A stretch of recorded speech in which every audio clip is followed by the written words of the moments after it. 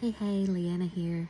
I just wanted to let y'all know that the power of God's enemies are meaningless.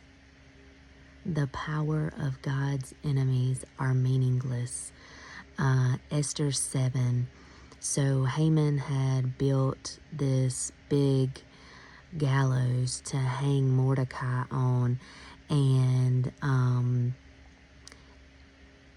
thought that he had favor of the king and queen, only to realize that he was the one that was hung on that same gallows.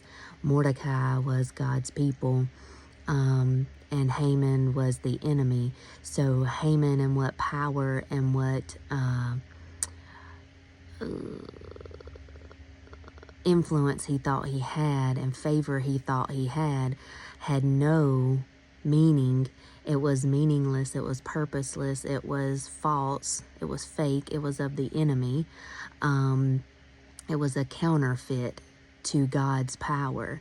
So I just wanted to give everybody some relief this morning. Sometimes our enemies seem way bigger than they actually are. Sometimes their words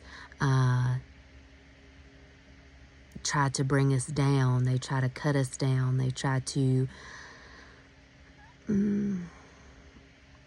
kill us with their words, right? They try to undermine us with their words. They try to say that we're not of God. They try to say that our life isn't pleasing to God. They shoot accusations at us.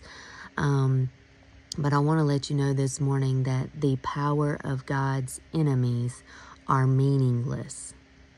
And I just thought that was so awesome. I wanted to share it with you guys. I know I'm not the only one dealing with folks like that in my life. So just wanted to give y'all some encouragement this morning.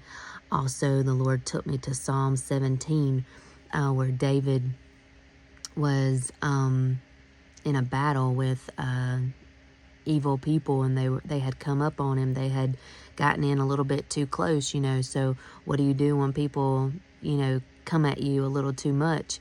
You go to God in prayer. And in 13 through 15, David basically, he was feeling that the wicked continued to reap the benefits of the world. And David was confident in God, though. And though the judgment on the evildoers might have been delayed, David knew it would come. So in the meantime, David chose to find his ultimate satisfaction in the presence of God versus anywhere else.